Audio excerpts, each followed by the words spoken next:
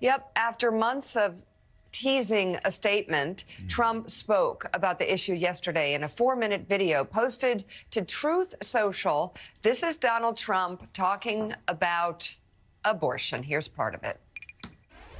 Many people have asked me what my position is on abortion and abortion rights, especially since I was proudly the person responsible for the ending of something that all legal scholars, both sides, wanted and, in fact, demanded be ended. Roe v. Wade. They wanted it ended. It must be remembered that the Democrats are the radical ones on this position because they support abortion up to and even beyond the 9th month. The concept of having an abortion in the later months and even execution after birth, and that's exactly what it is. The baby is born, the baby is executed after birth, is unacceptable, and almost everyone agrees with that. My view is now that we have abortion where everybody wanted it from a legal standpoint, the states will determine by vote or legislation or perhaps both, and whatever they decide must be the law of the land, in this case, the law of the state.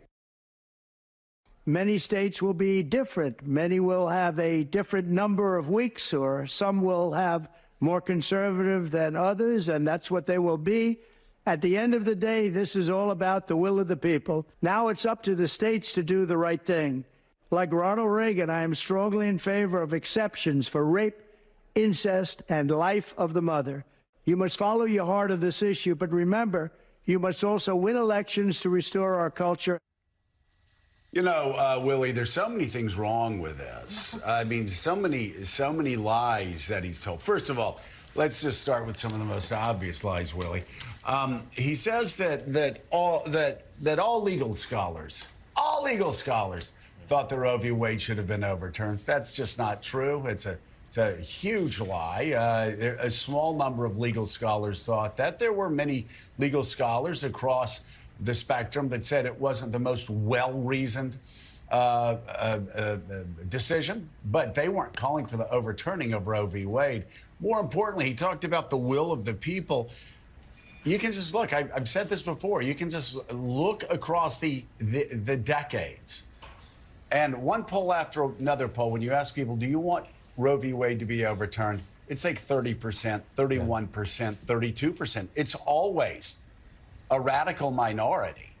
And in the case of, do you want Roe v. Wade to stay in place, the number was 70, 71, 72% when the Supreme Court overturned it. So that's false. He talks about the will of the people. I mean, what's so shocking here is that when you only have a third of the people wanting to overturn a constitutional precedent of over, of 49, 50 years, it's a radical move. And so this, and of course, the biggest lie out of all of that is the whole idea that Democrats are running around wanting babies to be executed after birth. Again, I mean, it's so stupid. It's difficult to get I mean, he's just... It is so stupid. So stupid. We had a Republican on this show, I'm not going to name his name, and neither is Mika, where we kept pressing and asking, how many abortions are performed in the third trimester? How many? I don't know. Well, yeah, you don't know because it's like next to zero. But Donald Trump lies. You know, I saw something, I think it was Dan Pfeiffer, that was talking about the fact that Donald Trump last week said that Joe Biden snorted cocaine before the State of the Union address. Now, that would have been on the front page of the New York Times, the Washington Post, the Wall Street Journal, every other newspaper in America, if anybody else, any other candidate running for president had said something so crazy. Everybody just blew past it.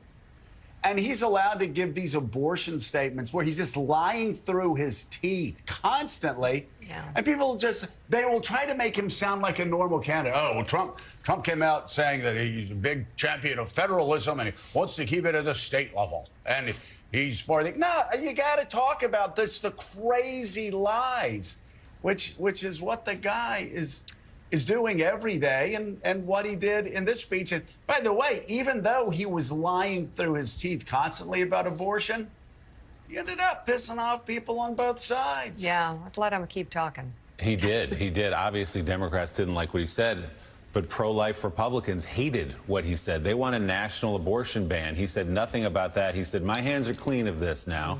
It's a states' rights issue. And that is the statement you get, the one we just heard from former President Trump, when you are completely unprincipled on something. When you were pro-choice, by his own words, he said he was pro-choice for a very long time. Then when he got into politics, decided it would be more advantageous to run as a Republican, to be pro-life. He's been all over the place. Remember that famous exchange with Chris Matthews in 2016, where Chris said, should a woman who gets an abortion be published? He paused. The gears are turning. What do conservatives think about this? Yes, women should be punished. So he doesn't quite believe anything on this, or maybe he just is pro-choice. And he unleashed this. Let's be very clear, Gene Robinson. Donald Trump has taken credit for and bragged about appointing the 3 Supreme Court justices who got rid of Roe versus Wade. This was an achievement for him, for his supporters, for people who wanted this for 50 years. And now that he's seen the fallout from that, the political consequences, he's trying somehow to have it both ways and mitigate the political damage, saying we have to win elections, so be careful what you do in the states. I did this, I caused this, but I don't love what I'm seeing because of it, so be careful what you do in the states. All over the place yesterday. It's all over the place, and he came out with a statement that makes nobody happy. You're absolutely right. Let me endorse what Joe was saying about the lies and how we just sort of blow past the accusations of infanticide and all this crazy stuff that he comes out with. But in the end, he came down on a position that obviously pro-choice Americans aren't going to like, and that pro-life Americans hate, and started hating on immediately. There were pro-life groups that came out and talking about how disappointed they were with this. Lindsey Graham, of all people, came out. Lindsey supports a 15-week national abortion ban, and he came out and said he respectfully disagrees with Trump, and Trump spent the whole rest of the afternoon just, flaying the skin of Lindsey Graham and going after him in a vicious way that he hasn't done in a while, at least since the last time he flayed Lindsey Graham. But that was some years ago. He just went nuts. He's very touchy on this, and I actually think this may have some of the timing of this and everything may have something to do with Florida, the fact that abortion is going to be on the ballot in Florida.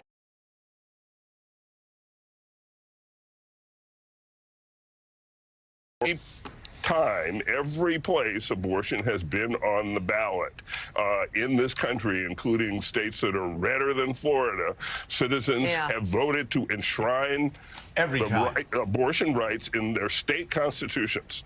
And, they'll probably do that in Florida, too. Yeah. Every time. And you look at the states, Kentucky, Kansas, Wisconsin. Every time it's been Ohio, every time it has been remotely a part of an election or a ballot measure, the pro-choice side wins overwhelmingly. Support for abortion was always there, and it was growing over the past decade. I think since the overturning of Roe, it has crystallized the issue for anybody who was on the fence about it or didn't feel they had, any men perhaps who didn't feel as connected with it. Now we are seeing the consequences of these rights being taken away, 50 years of rights that our daughters and sons as families don't have. And they're brutal. They're very specific. They're a matter of life and death.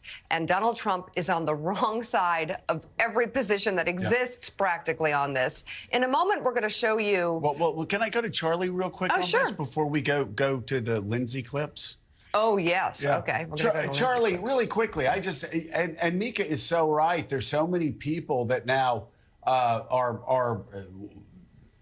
that were pro-life before Dobbs that now understand the importance of Roe because of the radicalism of the states. I always, it cost me nothing to just take the position, pro-life and da-da-da, because there was that right there. And when I formulated, my thoughts over it, the governors were like George Voinovich in Ohio, Mitt Romney in Massachusetts, Jeb Bush in Florida. And the thought was, well, maybe it'll be 15, 16, 17 weeks with exceptions. That's just not the world we live in anymore. And I must say, this is post-Dobbs. You look and you see the radicalism, I'll just say it, of these old white fat men in Mississippi or somewhere else that are driving women out of medical care because they want to appeal to the most extreme elements of their base. Yeah, there are a lot of people, and I would guess you're like me. There are a lot of people who have really been transformed by the radicalism of the last 3-4 years. Well, it's interesting watching Donald Trump because, as Willie pointed out, the first thing you need to understand about him is that he is completely unprincipled on this issue. He doesn't like it, and he's very, very worried about what you're just describing. He's worried about the political fallout. So he's trying to neutralize an issue that cannot be neutralized. So, this is one of those rare moments where, leaving aside the lies, you can actually see his thought process. He doesn't want a national ban. He wants to make sure that they support all of the exceptions for rape, incest, and the health of the mother. He wants to be, reassure people about IVF.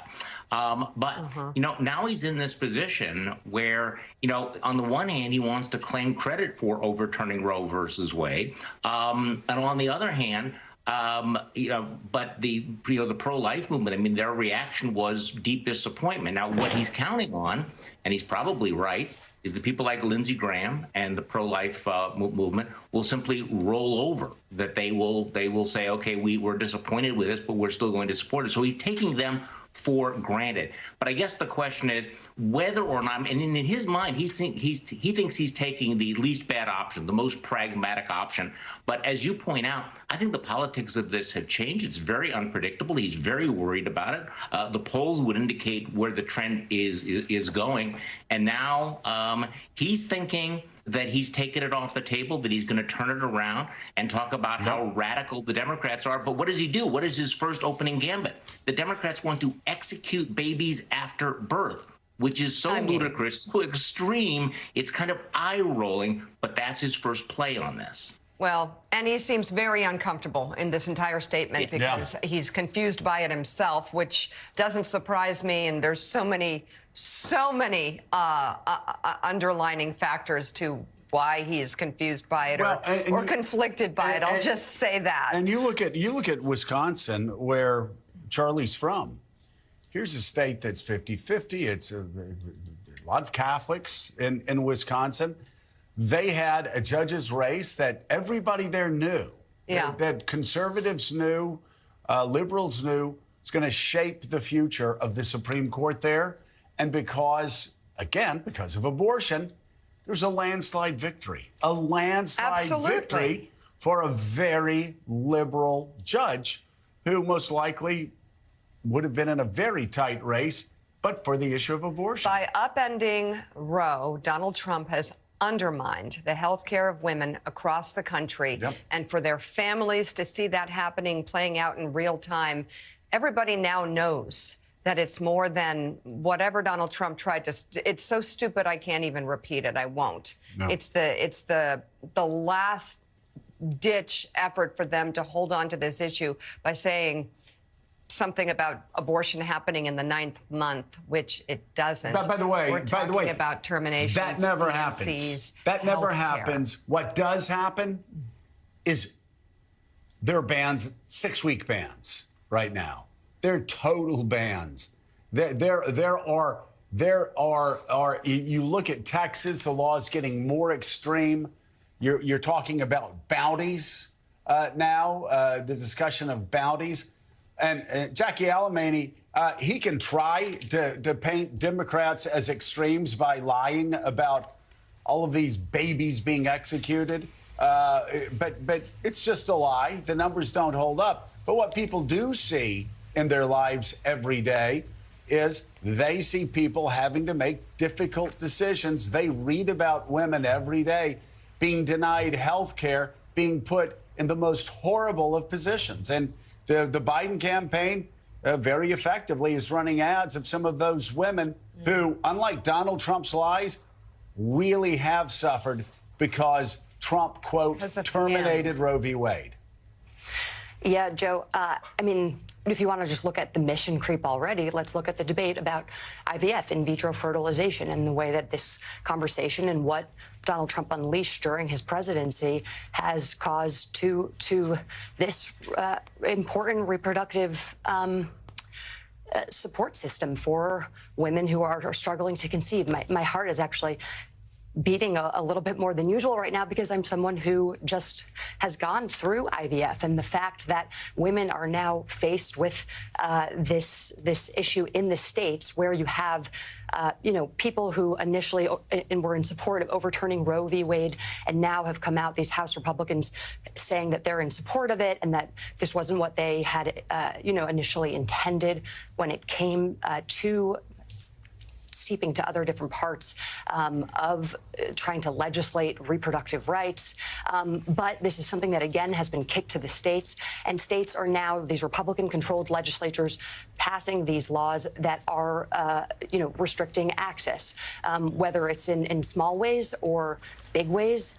They are things that are causing this paralysis amongst healthcare providers in states who are worried about the legal repercussions of going against some of the legal turmoil that's playing out in Congress, regardless of whether or not Donald Trump wants to take ownership of this or whether he's, again, just deciding to punt it to the states, wait till he gets to the presidency, and then see what that, again, unleashes and whether or not House Republicans or Republicans in the Senate, depending on what happens this November, decide to actually bring an abortion ban to the floor to take a vote on it. And then that is when this decision, you just need to look at Donald Trump's past when it comes to what he says and then what actually happens when something gets put on his desk and he's faced with what is most politically expedient for him to do at the time. And of course, Jackie is one of many, many people in this country worried about the future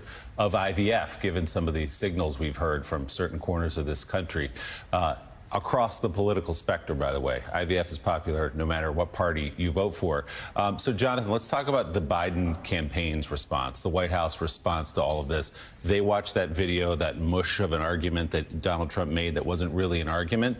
What was their response to it? They were ready. They've been waiting for this moment for a while. Within minutes of Trump putting out that video, the Biden campaign already clipped the piece of footage where Trump said he was proud to have appointed the Supreme Court justice who overturned Roe v. Wade. That ad went up instantly. We also heard from the president himself. He spoke about it in a video they put out a short time later. The Biden campaign really pushed media outlets on their framing of what Trump said, suggesting that, no, he wasn't just punting the states. He was deferring to the states, which means 14 states which have a total ban on abortions and others could be coming, suggesting, look, he is saying he would support this. Also noting he did not, nowhere in the statement did he rule out signing a national ban were it to come to his desk if the Republicans were to win both houses of Congress come November or beyond. And then, of course, they put out a very powerful ad with a Texas woman talking about her own story. I think we're going to show that a little later this morning. The Biden campaign knows this is a really powerful issue. It hits home for a lot of families, not just women, across this country. And they note abortion is undefeated at the ballot box since Roe v. Wade was overturned. They're going to lean heavily on this, Joe and Mika, between now and November. And sometimes I think in really personal and gut-wrenching stories that they feel like will resonate with voters, particularly suburban women who so often decide these elections.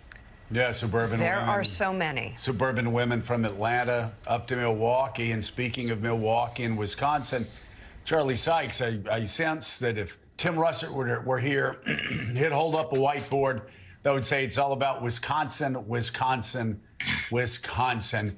And I'm just wondering, how does this play in Wisconsin? How much of an impact will it have on whether Wisconsin goes for Biden or Trump?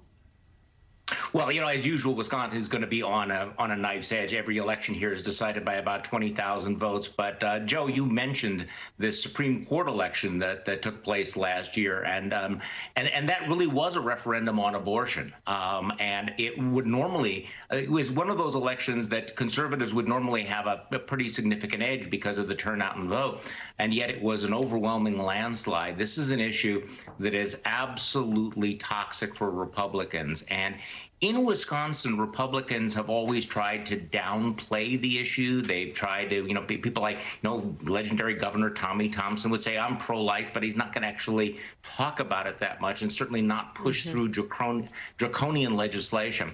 So this is very, very much a wedge issue, and I think it's probably far more significant in terms of, say, the turnout in places like Dane County or young voters that Jonathan Lemire was talking about are way too early, more significant than, say, student loan forgiveness. I mean, there are a lot of issues that are playing, but this right now is probably the number one single most motivating issue for the Democratic base, and they've already proved that in that Supreme Court election.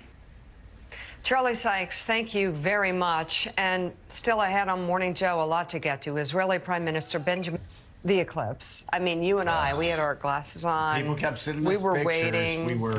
We were kind of. We love this thing. We were kind of grumpy about it, and people sent Mika one picture in the middle of the day. Stop it. Look at this! Look at this! And she's looking at it. She goes, "What is this? Like a toilet bowl upside down?" No, stop it. And No, that is not what I said. Sweetie, it's the eclipse. No, this total solar eclipse was incredible, and people got together. They were excited about it. There were eclipse parties. Why do you care so much now? No, when I just think no, I was not. I just think it's a great kind of sense of community that the eclipse brought together, and it's kind of a fascinating this thing. is what we figured out. And I love the reaction that animals have too. Yeah, I mean, they all went to bed. That's what we were So thinking. cute. The animals. It's about the animals. No, I'm serious. Willie, I will say we're, because, well, we're hermits, we don't know that people get together and do things. And so when we heard that this was a big communal thing, and that's nice. Of course, our big-hearted EP, Alex Corson, when he's telling us, "Wow, it was really moving." That to see these you got a people problem. Grouped up. Yeah, if Alex Corson is more moved than you are on anything, Look at time this. to look in the mirror. But it's cool. a very good communal thing, and of course, it's so exciting. All those Got to people. wait 20 years for now. Willie. Yeah, a lot of people on New York City rooftops, one of those rare moments where the city stops, and across the country they were doing it. I sadly was not in the path of totality, a term I love and learned 48 hours ago. Path of totality. As usual, Joe, the real heroes are the headline writers at the New York Post. Yes. This morning they tell us America moon. That's pretty good. It was. Yeah, I will say, Jonathan, even for a cynic, it was very cool. Christine and I went. We got our glasses, the free ones at Warby Parker. Looked up there. We didn't get the full totality thing, but man, it was pretty special, and to know that That's kids wild. at schools across the country were standing and looking at the same thing. It was very cool. Yeah, my kids raced home after school. We all went up to the roof, put our glasses on, watched it. It was cool, and I think there's something, the communal event. Cool. They're so rare these days. We all have our own silos. We all Exactly. watch our different things. It's Our rare that a phones. single event. That's where we're all on our phones came together, and the footage from the areas that were in the totality is remarkable. How quickly things got dark, the temperature dropped, really special. And now we only have a few decades to wait to the next one. Exactly. And the thing is, though, I will say, I was like, all my friends were sending me pictures. Yeah, they were. And I'm saying, this goes by really fast, and you're on your phone taking a picture of it, right? Like, you missed it. Just watch it. I'm just saying, like... What do we? Look at this. This is magic right here. Yes, it is. Okay. Look at that. Speaking of that's magic. Yeah. With us this morning, we have Pulitzer Prize-winning columnist and associate editor of the Washington Post, Eugene Robinson. That's magic. And look at this, congressional investigations reporter for the Washington Post, Jackie Alamany is with us. And MSNBC contributor and author of the book, How the Right Lost Its Mind, Charlie Sykes. Now, this is something. This lineup is something. Magic, to really, yeah. This is like the eclipse. Hold on a second. Take a picture. Hold on. I want to take a picture No, please of this. don't. He's Just putting send his it to me. glasses Okay. Right here. I'm going to put my glasses on. Okay, let's get to our top story. Okay. We have a lot to get to this morning. Hold we'll on. start with, no, God, right, go ahead. Joe. Donald Trump's- 3 past the hour ceasefire negotiations between Israel and Hamas remain at a deadlock. Despite the rising optimism voiced by Israeli officials, negotiators have left Cairo with no deal in sight. Hamas says the latest proposal does not meet its demands. The terrorist group wants Israel to withdraw its troops from the Gaza Strip. Hamas has not completely rejected the proposal. It says it's still reviewing it and will inform mediators of its official response. Meanwhile, Israeli Prime Minister Benjamin Netanyahu says a date has been set to launch a ground offensive in the southern Gaza city of Rafah. Netanyahu made the announcement in a video statement yesterday, saying this is needed to ensure victory over Hamas. He did not reveal when the operation will begin. It comes just a day after Israeli Defense Forces withdrew troops from southern Gaza's largest city, further shrinking its presence in Gaza. The Biden administration has been warning Israel to not launch an offensive in Rafah, saying it will worsen the already dire humanitarian crisis. More than 1 million people have sought refuge in the city, and there is famine and disease spreading. Let's bring in right now the President Emeritus of the Council on Foreign Relations, Richard Haass. He's the author of the weekly newsletter Home and Away. Great newsletter, available on Substack. Richard, let's just start with the basics, because we do have to start with the basics. Sometimes I feel like we jump ahead, and for some people that aren't following daily, they just don't they don't get the right message out of it, or else there's some people, of course, on the Trump right that are just disingenuous and cynical. So let's start with first principles. On October 7th, Hamas attacked. They raped, they brutalized, they killed Jews in the worst slaughter since the Holocaust. And they're still holding hostage. And they've been holding hostages. This could have ended if they had released hostages a long time ago. That's a real reality. And another reality is Hamas can never run Gaza again, ever. If they aren't completely destroyed, and that's going to be extraordinarily difficult, because of their allies around the region, they can't run Gaza again. With that as the reality, how is that balanced with now? How are those two realities balanced?